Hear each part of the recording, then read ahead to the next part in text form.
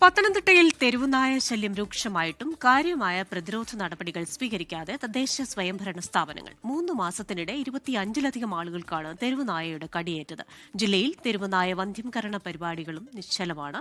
ABC സെന്ററിന്റെ പണി ആരംഭിച്ചിട്ടില്ലെങ്കിലും ഇപ്പോഴും അത് പാതിവഴിയിലാണ്. പട്ടിയെ പേടിച്ച് ജീവിക്കുകയാണ് പത്തനംതിട്ടക്കാരിപ്പോൾ. തെരുവുനായ ആക്രമണത്തിന് നാടെന്നോ നഗരമെന്നോ വ്യത്യാസമില്ല, എപ്പോഴും എവിടെയും സംഭവിക്കാം.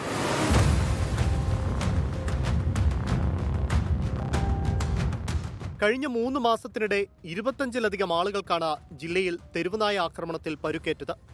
അടൂർ, തിരുവല്ല, കോഴഞ്ചേരി ഉൾപ്പെടെ മുഴുവൻ താലൂക്കുകളിലും നായയെ പേടിച്ച് കഴിയുകയാണ് ജനങ്ങൾ. തിരുവല്ല താലൂക്കിന്റെ ഭരണസിരാ കേന്ദ്രമായ മിനി സിവിൽ സ്റ്റേഷനിൽ ജീവനക്കാർ ഉൾപ്പെടെയുള്ളവർക്ക് കടിയേറ്റിട്ട് മാസങ്ങളെയാകുന്നുള്ളൂ. തെരുവുനായ ആക്രമണം രൂക്ഷമാകുമ്പോഴും അധികൃതർ മൗനത്തിലാണ്.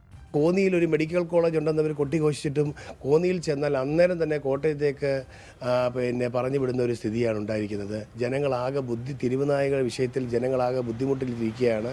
ഇവിടെ ആരോഗ്യമന്ത്രി ആ വിഷയത്തിൽ ഞങ്ങൾ പ്രതികരിക്കാൻ പറയുമ്പോഴും അല്ലെങ്കിൽ അതിനെതിരെ പരാതി കൊടുക്കുമ്പോഴൊക്കെ അവർ മുഖം തിരിഞ്ഞിരിക്കുന്ന ഒരു അവസ്ഥയിലേക്കാണ് നീങ്ങുന്നത്. കഴിഞ്ഞ തിരുവോണനാളിൽ തെരുവുനായ ആക്രമണത്തിനിരയായ സ്ത്രീ ഈയിടെയാണ് പേവിഷബാധ മൂലം മരിച്ചത്. 2019 കണക്കുകൾ പ്രകാരം ജില്ലയിലാകെ 14,000 തെരുവുനായ്ക്കളാണുള്ളത്. 6 വർഷത്തിനിടെ ഈ കണക്കിൽ 4 ഇരട്ടിയിലധികം വർധനമുണ്ടായിട്ടുണ്ടാകുമെന്നാണ് വിലയിരുത്തപ്പെടുന്നത്.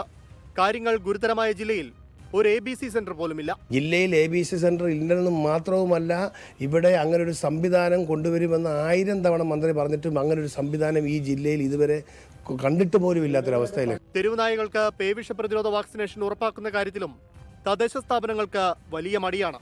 ജില്ലയിലെ 27 പഞ്ചായത്തുകൾ മാത്രമാണ് വാക്സിനേഷനായി ഫണ്ട് നീക്കിവെച്ചത്. സംസ്ഥാനത്ത് ABC മാനദണ്ഡങ്ങൾ പൂർണ്ണമായി പാലിക്കുന്നുണ്ടെന്നാണ് സംസ്ഥാന സർക്കാർ സുപ്രീം കോടതിയെ അറിയിച്ചിരിക്കുന്നത്. പക്ഷേ പത്തനംതിട്ട ജില്ലയിലെ ABC സെന്റർ എവിടെയെന്ന് ചോദിച്ചാൽ ചൂണ്ടിക്കാണിക്കാൻ ഈ പണി പൂർത്തിയാകാത്ത കെട്ടിടം മാത്രമാണുള്ളത്. തെരഞ്ഞെടുപ്പ് കാലമൊക്കെയാണ് വരുന്നത്. ഈ ഘട്ടത്തിലെങ്കിലും സാധാരണക്കാരെ തെരുവുനായകളിൽ നിന്ന് സംരക്ഷിക്കാൻ ബന്ധപ്പെട്ട അധികാരികൾ നടപടിയെടുക്കണം. കുറച്ചോട്ടൊക്കെ കിട്ടും സാറേ, തെരഞ്ഞെടുപ്പിൽ ജയിക്കാം. ഒപ്പം ജനങ്ങൾക്ക് അല്പം സുരക്ഷ കൂടി നൽകണം. ക്യാമറമാൻ സഞ്ജയ് ഇക്ബാലിനൊപ്പം AV ജയശങ്കർ, 24 പത്തനംതിട്ട.